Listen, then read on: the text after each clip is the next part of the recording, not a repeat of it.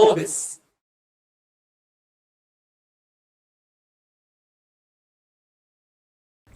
Thank you, and welcome everyone. The theme for this conference today, as you know, is Disruptive Evolution, post-COVID-19. And it's a hard one, it's a hard combination. But to talk about disruptions around the world, I think it's appropriate to start with this country, the United States of America. Still the most influential nation in the world, led by a president who has disrupted many of the norms expected of the world. In addition, the United States is going through multiple disruptions and crises. The pandemic is far from over, and the economic fallout, the social unrest over racial issues, the political fight over the confirmation of a Supreme Court justice. And you've all seen how disruptive the presidential debate could be, right? And most recently, of course, the president himself was infected with new coronavirus and is back on the trail already. So the list goes on and on. However, the biggest disruption of all may be yet to come. It could be around the corner in about a month, maybe sometime after November 3rd.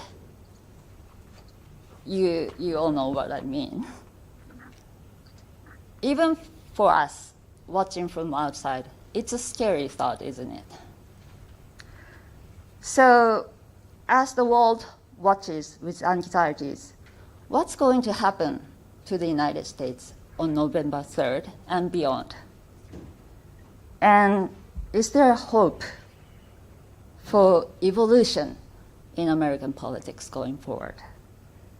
To ask this big question, we are very lucky to have three distinguished panelists from different perspectives, background, joining us from different locations on both sides of the Pacific.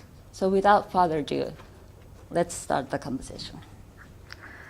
So first of all, let's get the big picture. I'm asking each panelist to speak for a few minutes to present us the context of the election and what's at stake for the United States and for the world. We first go to Denver, Colorado for Mark. Could you start, please? Well, thank you, Junko. And the context for this election is that America is highly divided, and it's in the midst of, as you said, a pandemic, an economic downturn, and a heightened focus on racial equity. With the president recently contracting the virus, the pandemic will become even more center stage and will have a greater impact on the election, perhaps, than the election will have on what happens for the remainder of the pandemic, with hopefully a vaccine coming in the not too distant future. But American politics has become significantly more divided during the presidencies of Barack Obama and Donald Trump, with each of them moving their party away from the middle and towards the edges, and with each frequently using executive action, which abandons the hard work of trying to find common ground with the other side and instead just pushes through their own agenda. There's no doubt that the tone and the decorum of a Biden administration would be less coarse than the Trump administration, but it's perhaps naive to think that it would be less divisive, given that Biden's announced agenda does not really have bipartisan appeal, and his party's congressional leaders are likely to advocate to move him even further to the left than he's already announced. The election will really determine whether America for the next 4 years continues the Trump agenda of low taxes, deregulation, American energy, and standing tough with China, or whether under Biden we raise taxes, expand funding for education and healthcare, and advance environmental measures. Globally, well, the Biden administration would bring America back into Paris Accord and present a friendlier face to allies. Neither candidate seems likely to champion expanded trade or strong American leadership abroad. So there's clearly sharp distinctions between the two sides, and 24 more days to go before this campaign is over. Thank you. Excellent. Now let's go to Andover, Michigan for Abdul, please. Yeah, thank you so much. I'm really honored to be joining you. Sad that I didn't get the opportunity to join you in person as I did last year. I'll agree with my colleague Mark that we are more divided in this country than we ever have been. But the question that I think we all ought to be asking is, what is the impact on this of this forthcoming election on American security at home? And then what are the consequences for security abroad?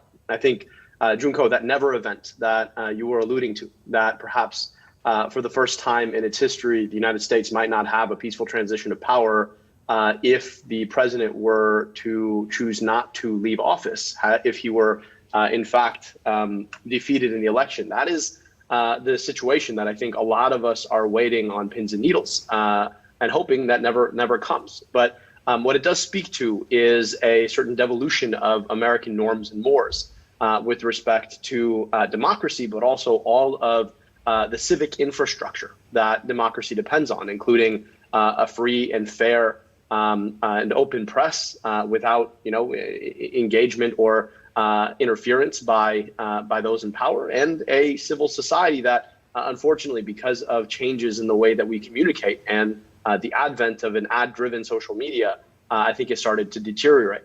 But then it also speaks to the fact that we have looming issues at home, including growing inequality, lack of access to basic health care, climate crises and catastrophes, one of the worst hurricane seasons in modern history, and wildfires on the west coast of our country. Not to mention, of course, the pandemic, which, as an epidemiologist, is the worst we've had in over a century, that has hit our country, despite being only 4% of the global population, has been 1/5 of all deaths to COVID-19, hit our country hardest. And so this moment really is about whether or not America can stick to her norms and mores. If we can start addressing the deep insecurity that so many people in America face, that is driving this polarization, and continue to be a global leader abroad because of the kind of investment in soft power and norms and mores that the world community has often relied on our country for.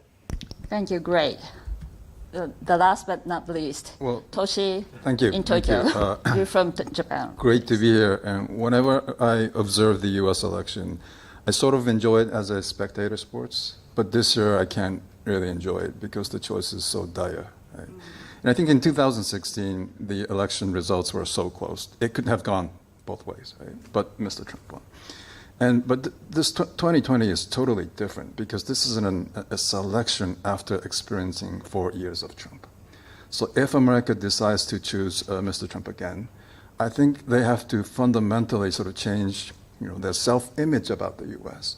And also it would have a big effect on how the world sees the U.S. So I think, people say this all the time, this is the historic election, most important election, all that. But literally, I think this is one of the most important elections that we're going to face in our lifetime. And also, one thing we know what's going to happen after the election is that this division that Abdul and Mark has been saying is going to remain. It's going to be there. And from that perspective, I think Biden victory is more desirable. Not because I kind of do, but not because I support Biden. But if Mr. Trump wins, I think it's going to disrupt the two-party system in the U.S. because the Republican Party is going to be totally a Trumpified party, right? And it is not good if one party, which consists of the two-party system, become so radicalized in a conservative way. And if Mr.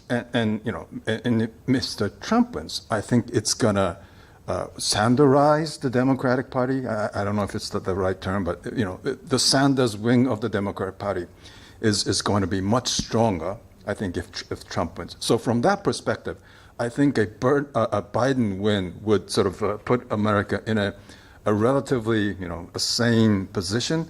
But then again, the division is going to remain, and I'm kind of skeptical about and don't have a optimistic view about U.S. political future in the short term. Thank you. Thank you. So all three panelists have described somewhat dire picture with serious division in the country. So let's dig a little deeper on the public sentiment.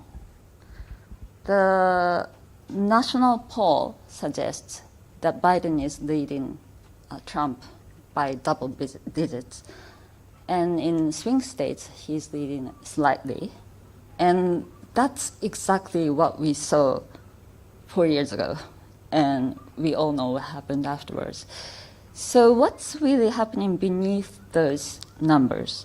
How are people feeling really on the ground? And how is it different or not different from 4 years ago? Mark? I would just say, as we described, America's perhaps gotten more divided since 4 years ago. A recent poll by Pew Research said that 4 out of 5 Americans believe that they fundamentally disagree with supporters of the other presidential candidate on core American values. And 9 out of 10 Trump or Biden supporters say that if the other candidate wins, it would result in lasting harm to the country. And these results suggest that there's really very few people in the middle today, and that's troubling. You combine these bitter divisions with the fact that most today get their news, as Abdul mentioned, from sources that just sort of reinforce their narrow beliefs, and it's fertile ground for populism to flourish. Even attitudes like whether or not to wear a mask in public have regrettably been overtaken by these culture wars. And further contributing to this populism is America treating higher education as a private good, not a public good. And with the fourth industrial revolution, automating more of the lower skilled jobs, and most of the demand being for college grads, we're not graduating enough college grads to meet the demand. So the top third of Americans are likely to even do better, with the middle third continuing the struggle. So Abdul mentioned that uncertainty amongst many people and the divisions of who's benefiting from these technological advances, and that is causing and fomenting a lot of this anxiety. As a democracy, the underlying populism of the nation screens who we get elected and what are their policies that they're going to advance. So really, for America to regain our footing, we must find a path to bridge the cultural divides. We must figure out a way to advance policies that support the success for a wider segment of society in this increasingly digitized world. So it is, if anything, even more divided than it was 4 years ago.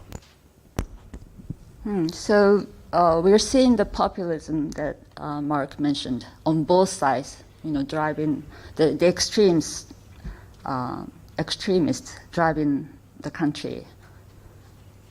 So I'd like to ask Abdul that you were originally advising Sanders, right? Where do you and other Sanders supporters stand now? Because the lack of enthusiasm and the low turnout among the progressives were considered to be one of the reasons for the Democrats' loss 4 years ago, right? So what's happening now? Yeah, I think to speak to just the first question that you asked about, polls continuously show Joe Biden up in this election, and whether or not we may see the same kind of surprise that we experienced in 2016 this year, I would just argue that there's a couple of important structural differences in the polling right now than what we saw in 2016. Number one, the most solid voters in the entire country are seniors, people over the age of 65. And they swung hard for Trump in the last election, are swinging hard for Biden this election. Second, non-college educated white women are a really, really important voting bloc, also swung hard, within 5 points for Donald Trump in most swing states, are swinging hard for Biden this election. And then lastly, to get to the point that you asked, if you look at the lowest propensity voters, so young people between ages 18 to 30, people of color across the United States, and progressives who supported Bernie Sanders, who did not show up in the same way that we would have wanted in 2016, all of them, their propensities to vote are substantially higher in polling than they were in 2016. Thank you. Toshi, we talked about populism on both sides, but how do you see the people in the middle, especially those who took a chance and voted for Trump last time? Right. Well, there's a term called dead center, and the middle doesn't have the political gravity or the political power at the moment. If you ask the people the political affiliation, it's like GOP a little less than 30%, Democrats like the mid-30s, and the biggest chunk is supposed to be at the middle. But if you actually dig deeper and ask this moderate, non-affiliated, voters, which do you usually support? They tend to be very partisan. They, although they say they don't belong to a certain party, they vote in a consistently partisan way. So they say there's only like a little less than 10% who's not really decided. So the both parties are engaging in a base strategy, trying to, not go across the center and try to convince the others, but try to, strengthen their own side, the base strategy. And if you keep on doing that, this dead center sort of tendency is going to be worse and worse and worse. And I don't see any, I apologize for being so depressive and pessimistic, but I don't see a way out at the moment. This dead center phenomena is really a serious issue. And, fortunately, Japan is not really facing that, but the US is. And this has been a constant trend since even back to the early 1990s. This is not just a Obama, a Trump phenomenon. It hasn't gotten worse, as Mark said, but this has been a continuing trend after the Cold War. Okay, so reflecting those social emotions that we talked about, let's explore the campaign strategy. The bunch of people on the other side is not being convinced. And what I was mentioning is the general phenomena of polarization, that the center is dead. And I understand the strategy of the Biden team, and I commend that. But it's not really crossing the partisan divide. And you see some Republicans like Kasich, Powell, and the centrist Republicans, supporting Biden, and I commend them as well. But you see the base of the Trump supporter, and it's a logical sort of result of a bunch of trends that's happening in the U.S. It's not just Trump. Trump is a phenomena, and the Biden is not really addressing that issue. So I'm not criticizing the Biden campaign. I'm skeptical about the American political structure. Mm-hmm. And I saw Abdul nodding. So let's move on to the other side. Mark, how do you see the strategy of Trump campaign? Is it basically the same from 4 years ago? Well, each campaign is different, and what we're seeing right now is that the campaign is really all about Trump. 2/3 of the Biden supporters say they're voting against Trump, not for Biden. Well, 3 out of 4 Trump supporters are voting for Trump, not against Biden. So it's really a referendum on Trump, which suits the Democrats. That's really why you see, as Abdul said, giving the time to Kasich, because it's really the focus is on voting against Trump on the Democrat side. The Trump campaign is instead trying to make it an election and a choice between 2 candidates rather than a referendum on just one. That is why you see the efforts to tie Biden to the liberal wing of his party. That's why you see their efforts to try to focus on his son's activities with rival foreign powers. And from an issue perspective, the Democratic Party is primarily focusing on painting the Trump response to the pandemic as having failed, and on racial justice, that is always a key plank for Democrats in every presidential year, but today has an intensity that we really haven't seen since the 60s. The issues that the Republican Party are pushing are Trump's success in reviving the economy and on law and order, shining in particular a bright light on the sustained riots in Portland. October surprises have become common in political races. But with last-minute vacancy in the Supreme Court, the raucous presidential debate, the New York Times releasing Trump's tax returns, and President Trump coming down with the virus, we've seen an abundance of surprises already, and I'm not sure that that's the last. The vice president debates kind of steadied the waters, but in the weeks ahead, discussion over the stimulus bill will have a key focus from the policy perspective. Democrats are going to work hard to focus the confirmation hearings of Amy Coney Barrett on portraying it as an attack on the Affordable Care Act.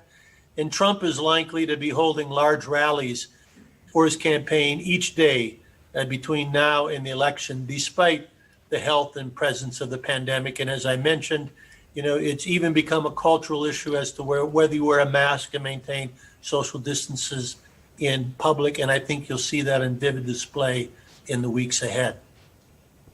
See, thank you.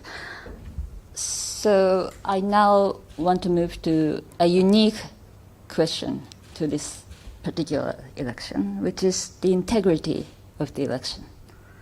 The world is watching not just the outcome of this election, but how it is conducted and whether the outcome will be respected and accepted. What do you think will happen? And what worries you most? Abdul? So I just want to share a quick story. My parents came to this country from Egypt, where there is no democracy. And I remember when I was 13 years old, my grandmother, wisest person I ever met in my life, and she told me, she said, listen, you can't say anything about the president here, because she knew I was raised in the United States where, we had the freedom of speech. And I was a bit of an iconoclast. And so the next time we went out, I used all the big words that my cousins had taught me about the president.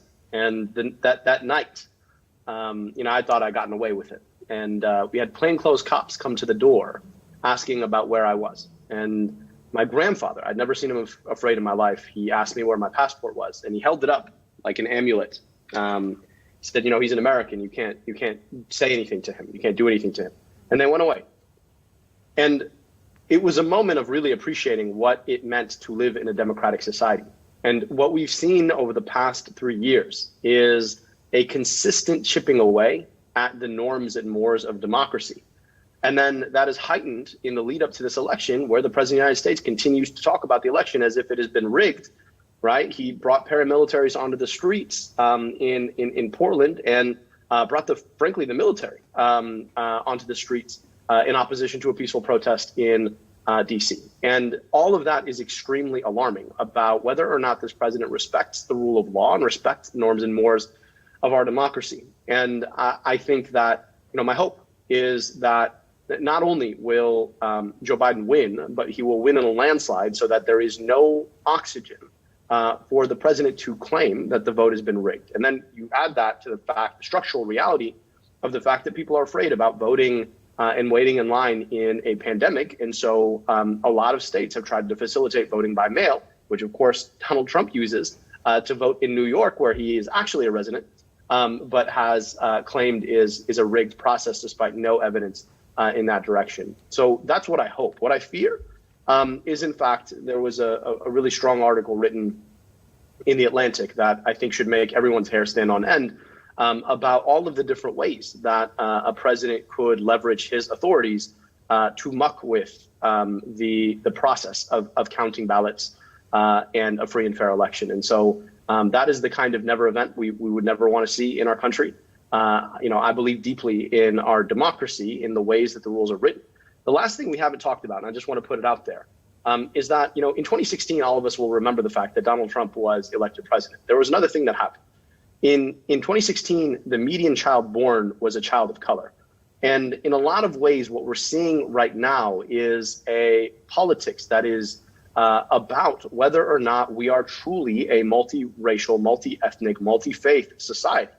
And if our democracy can withstand that kind of demographic change without a majoritarian effort to hold on to power by hook or crook. And so we've got to get through this election, and we've also got to address the structural failures in the system that somebody like Trump or someone who's less buffoonish and more capable, but similarly authoritarian in nature, could take advantage of in the future. But this really is a moment for us, and we've got to get it right. Democracy matters that much. Thank you very much, and thank you for sharing your personal story as well.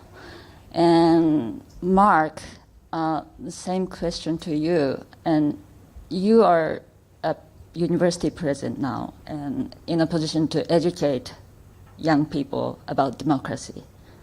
What's your worst fear, and what do you think will happen in reality?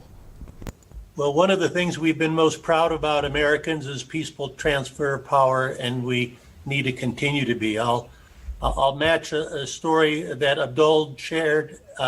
When I was in Congress, I had a grandmother from Iraq visiting me, and while we were in my office talking, the bells rang and it was time to go vote. So I went in to vote, brought her with me, and brought her up to the visitor gallery, and then went down to vote. And when you're voting in the House of Representatives, all the lights come on the wall and everybody's name's there, and you can see how people are voting. And then after I voted, I went back up in the gallery and watched the end of the voting with her. And at the end of the voting, the lights go off. And she said, "Where did the lights go?" And I said, "Well, a vote came up. You had X number of minutes to vote. People vote. One side wins, one side loses. You go on with the next vote or move on with the other business you have." And it was just amazing to her that it would be that matter of fact, that airtight, that you just vote and it's over with. And we need to preserve that in America. Now, there is no doubt that there is concern about that this year.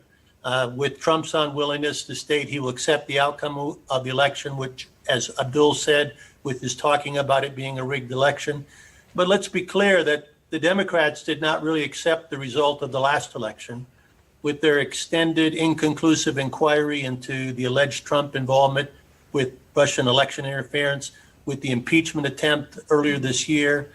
And further, that poll I mentioned from Pew Research that came out yesterday shows that twice as many Democrats would be angry if Trump won than Republicans would be angry if Biden won.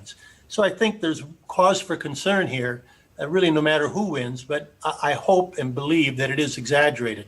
Three things are contributing to these concerns. First, America has this unique electoral college system. It's possible to win an election without winning the national vote. This has occurred 5 times in our history, twice this century with both President George W. Bush's first election and in 2016 with Trump. And since more of the small states lean Republican, this outcome is a possible source for Democrats to be concerned about the results of the election. Second, as Abdul mentioned, mail-in ballots have become more prevalent, particularly during this pandemic, and have historically been used much more heavily by Democrats. There's some that are suggesting that we need to count these after the election day. That creates a level of uncertainty that helps contribute to these concerns. And finally, as the Bush-Gore election in 2000 was ultimately resolved by the action of the Supreme Court, and the court likely will be tilted to the right if Amy Coney Barrett is confirmed, this also escalates concerns about the election. A clear victory would clearly remove doubt, and polling suggests that may be possible. But we need to be able to have presidential races where we have a tight result and everybody walks away, just like it was when I voted. One side wins, one side loses, and we accept the results. And so I'm hopeful that the concerns are exaggerated, and we all need to make sure that we are having the peaceful transfer of power that has always been a landmark of America. Everyone agree, I think. Thank you for that.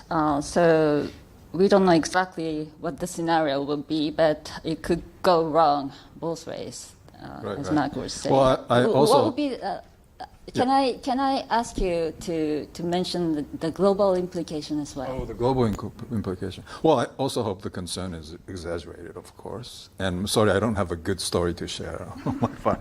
But I think the world is looking at what's going on in the US with sort of a sense of pity. Because you see the president destroying one of the most important democratic institutions like the presidential debates. Right? And he has been explicitly saying that he may not be accepting the results of the election. And the period between November 3rd and the January 20th noon may be the most disruptive and most unstable situation that we have ever seen in American history. And the world is watching. Right? And that would be a strong message. There are many political leaders watching, what will be happening in that period. And some of them may decide, democracy is not the way to go. Right? And you see a competition between the authoritarian states and sort of the liberal democratic nations. And we always thought, although U.S. always have many internal issues, U.S. was the leader in that camp. But if that happens, the trust in the United States, I wouldn't say it's going to totally fade away, but it's going to be damaged, quite seriously. Thank you. We can go on and on this topic, but let's move on to what's happening beyond the election. It's often said that it takes a crisis to unite the country.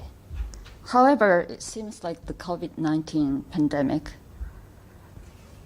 has divided and polarized American society even more than before. And the extreme forces on both sides are driving the politics. Mark, do you think there could be a solution or evolution in politics to address this issue? And does it matter who sits in the White House? I'm not sure I got the question right, but are you saying that you wonder whether the divisions are going to be able to be healed and we can move in a better path? Is that what you're really getting at? Yes. And, we certainly hope so. And I would absolutely agree with my fellow panelists, with Abdul and with Toshi, that, we need to preserve the norms and mores, as Abdul says, of democracy. The presidential debate was an embarrassment for most Americans. And one of the interesting articles I wrote was in The Economist, talking about the millions of people around the world that watched it.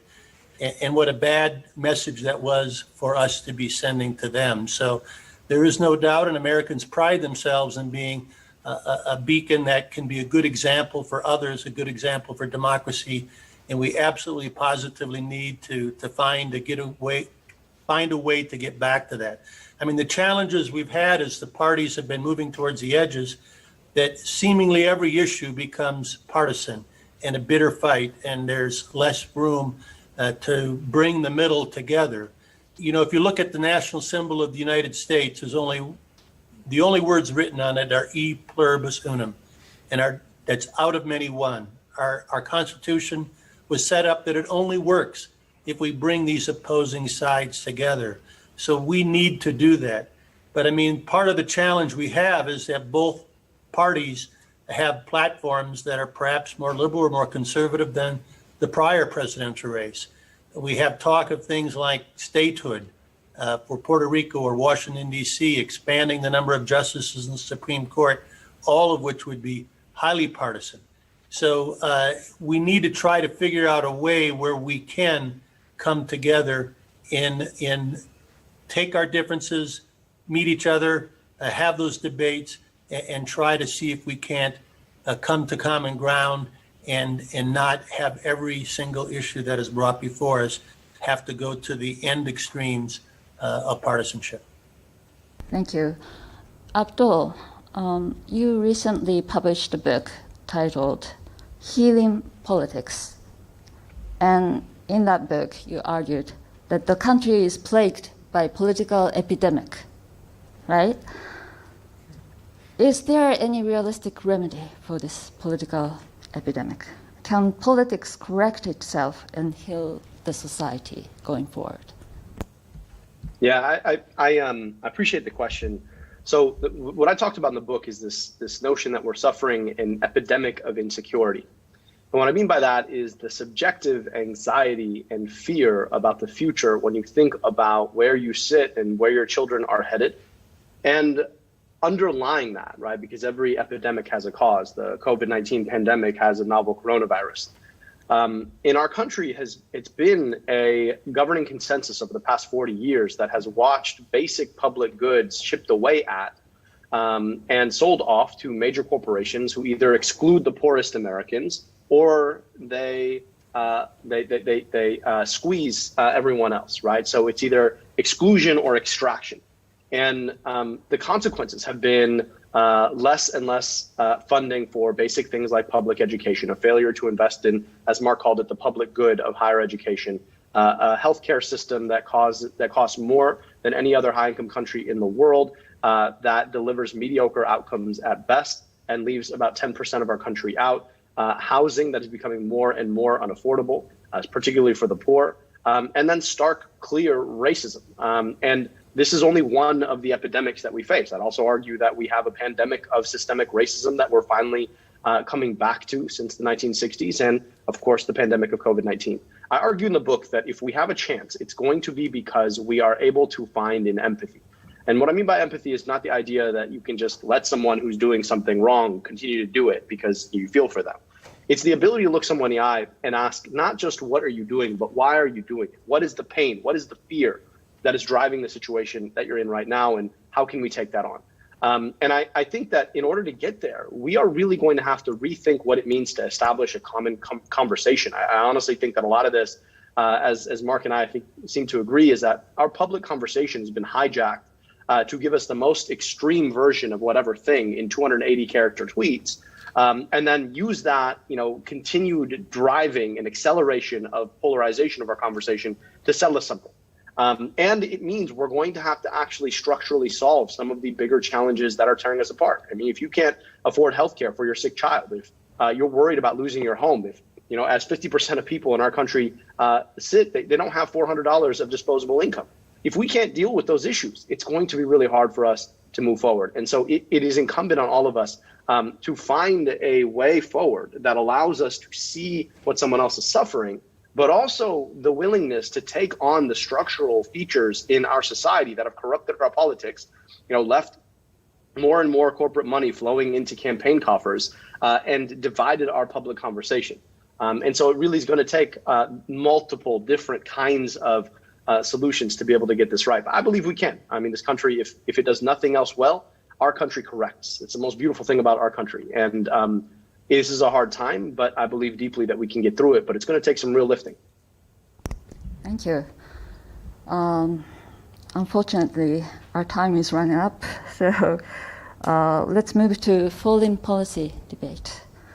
There's a concern in the international community, especially among friendly nations of the United States, that the United States, no matter who is the president, who is the next president, the United States will become more and more inward-looking and continues to withdraw from the global stage.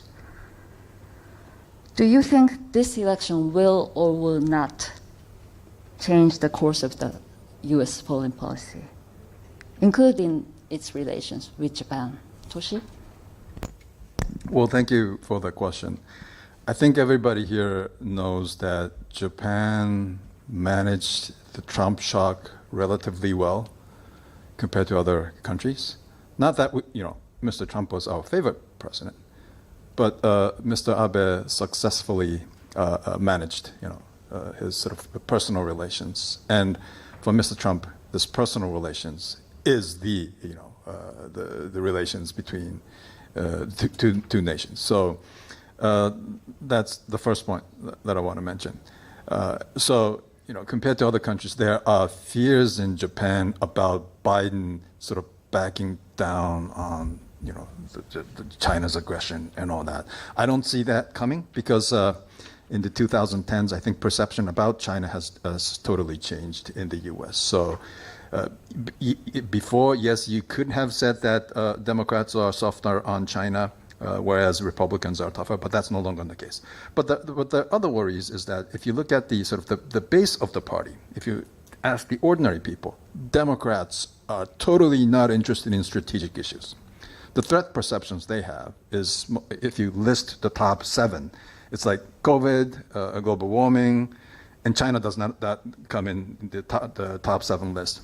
Whereas if you ask the Republicans, China threat comes first. So relatively speaking, here in Japan, people tend to see a comfort in a Republican a commander in chief in the White House.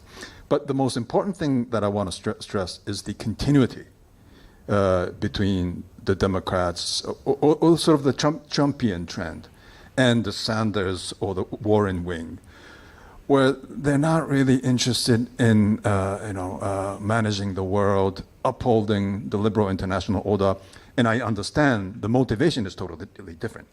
But they tend to sort of focus on retrenchment, retraction, and playing a minimal role in world affairs.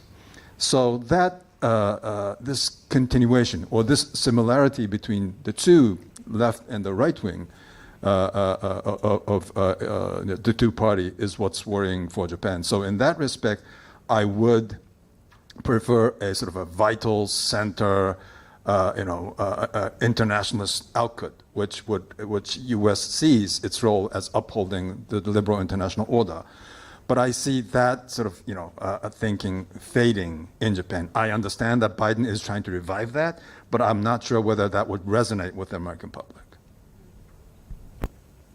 So just to follow up, can you say which is better for Japan? Well, relatively speaking, I think Biden is better.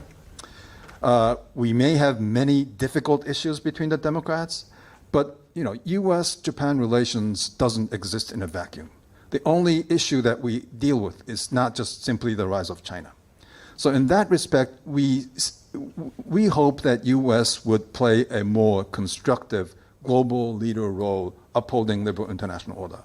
And I see the Biden team, at least trying to do that and revive the position that America was at pre-2016. Thank you. Mark, what's your view? Well, there's no doubt that this election is not going to have a radical change on America's populism and the rise of isolation and national sentiments that are increasing in America. And for somebody who is an internationalist like myself, that's a grave concern. I'd love it to change, but I don't think it's going to change anytime soon. Well, a Biden administration will be friendlier in words. His commitment to buy American, as he did mention in the presidential debate, and his agenda that's focused really on domestic social concerns suggests that he will be more. He's perhaps not going to be any more friendly in terms of deeds with trade or with military spending, which has never been a priority typically on the Democrat side. So there is some concerns, as Toshi said. The Republicans tend to be more focused on the military alliances, and the Democrats are going to be focused inwardly on American social issues increasingly. Biden will almost certainly reaffirm the Paris Accord. So if that's important to you, that will almost certainly happen under a Biden administration. But what actions will follow is uncertain.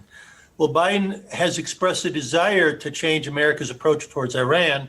That won't be easy. And if there's any appetite for international engagement, Americans have lost it for any significant engagement in the Middle East. The primary focus of American foreign policy will increasingly be China.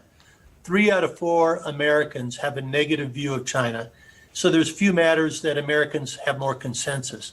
Trump's approach to China has been bold and brash, but since he has not even attempted to marshal unified action amongst our allies, it's really largely been ineffective.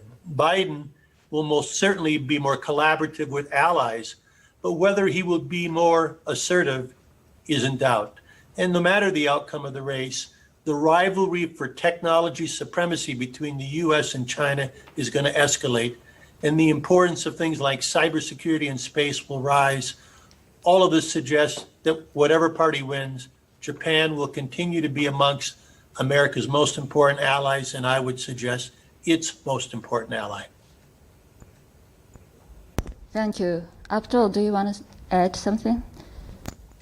Yeah, I mean, I think in the short term, these questions are probably less important than they are in the long term, because I worry a lot about what the continued fall of American power and prominence and prestige on the national scale means for American leadership generally, and the value of an allyship when you watch as Donald Trump has basically trashed relationships that have been sacrosanct in American foreign policy for a long time. I do agree that the threat out of China for global human rights generally, but also the ways that China has thrown its growing economic and political weight around are going to emerge and continue to emerge as the number one threat. But bigger picture, what does it mean to take on global challenges in an increasingly globalized world? And it requires multilateralism and the ability to work with folks to build diplomatic relationships to get things done. And the worry I have is that, whatever the short-term interests are for a particular government under particular leadership, American incapacity to build multilateral relationships and keep them, and a lack of trust on the global stage will torch whatever goodwill we may have to be able to actually take on problems. And so, that really is what we're playing for right now in terms of the global stage. And, 3.5, 4 more years under Donald Trump, I don't see American power withstanding that, and the trust that America has with its allies withstanding that. Thank you. On that note, we'd like to open the floor for questions. Please raise your hand. Hi, thanks so much to the panelists for joining today. My name is Trista Bridges. I'm an American. My family is from America, born and raised. I've lived outside the U.S., however, for the last 20 years. And I think my question is really, what do the panelists think about what's next for America in terms of our model? Because it feels like it's coming undone. And I think that what we're seeing is better quality of life in many other places around the world, right? And I think that's also undermining our status in the world. So I'm curious as to how we kind of work around that particular issue. Thank you. And we're going to take 2 more. Well, I would say that the interesting thing about American politics. Could you hold on? We're going to take 3 questions at a time. Okay. Sorry. Hello, my name is Norik Shikada. My question is related to the comment made by Professor Nakayama about the kind of sense of kind of pessimism, like no way out, from this dead center. I'm kind of curious about your views on how we could be more optimistic in terms of addressing this issue of, the gap between the rich and the poor, or the problems facing Rust Belt. And is there any room for new industrial policy or distribution policy that could fundamentally address, this huge divide in the American society? Please. One more. After this, we also have one question online. Just a very quick question. My name is Yuito to Abdel. How do you see the view in terms of the social network, the aggressive and the extremists kind of probably getting the social network affecting as the divide, making a divide in the discussions? I'd love to hear your perspective and perhaps what actions need to be taken to some of the big platforms. Okay, and one question from online participant Amane. Considering the deep division of the U.S. society and domestic issues in the U.S.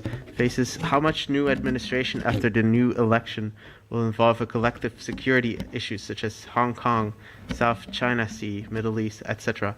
The U.S. needs to find the right course to mitigate many domestic conflicts before spending too much time on international conflicts. Could you share your thoughts on this as well? Okay, that's quite a lot of questions. But Mark, can you address any of the questions? Well, I would just say that we are in an economy where the technology is transforming it. And if you aren't benefiting from that technology, it is going to create more uncertainty. So we do need to elevate our focus on education and make sure that we're preparing more of our Americans for that. On the social networks, we have not really had an effective regulation of the fake news, of the of the conspiracy theories that are spread over our social networks. And that is fomenting a lot of this division. So somehow we do need to get a better approach towards that.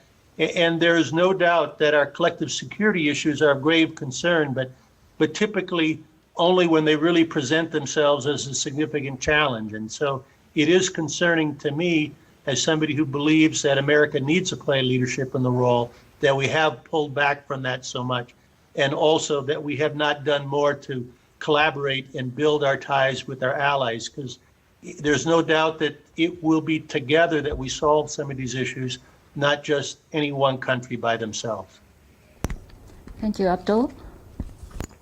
Yeah, I'll just say three things. Number one, I agree we do need to regulate social media. There are some specific things we can do. Section 230 is a piece of the legislation that regulates social media that basically allows them complete immunity from what is covered on their platforms. We should repeal that.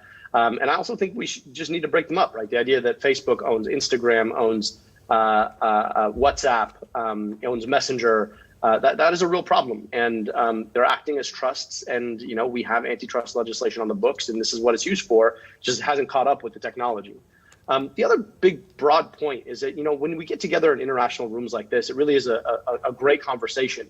But we sometimes implicitly argue that stability is the goal. Right? We don't actually just want to be stable. We want to solve problems that threaten our stability. And if the goal of stability itself doesn't allow us to solve any real problems, then we are going to, by definition, become unstable. And a lot of the things that we talk about as being sort of extreme or radical on the left in American politics are actually just mainstream ideas that most countries like yours are invested in. So one of these ideas, right, if we want to solve the real challenge of economic instability in Appalachia and a lot of our urban communities, then the Green New Deal does that. And the Green New Deal is just simply saying that if we made a whole of economy investment in green technology that would create jobs, then actually we would create jobs and break the challenges that we have with climate change at the same time. And then the last thing I'll say is that, you know, I'm sure Mark has this experience too. I spend a lot of my time talking to young people, and young people are a lot more clairvoyant and clear-eyed about the challenges that we face in our country right now, and are a lot more thoughtful about how to change them. And if there's optimism to me, it's that these young folks are really thinking about what the next iteration, the next American era looks like, and are willing to lean forward into that. But we cannot let the baggage of old thinking around old problems stop us from new thinking about new problems, because they're here, and we need a generation of people who are willing to take them on. Thank you. Toshi, you have 30 seconds. The point that Mr. Shikata sort of raised about sort of somehow overcoming the pessimism, I may contradict what I said during the session, but I'm rather optimistic about the Z generation and the millennial generation. You know, they're thinking about political participation. They're interested in social justice issues like, you know, environment, gender, and race, and all that. So hopefully, you know, when they become in the position of power, you know, America could somehow revive. Thank you. Thank you. I'm sorry I couldn't have more time for questions, but thank you for all the questions. And please join me in thanking our panelists. Great. Thank you. Globus.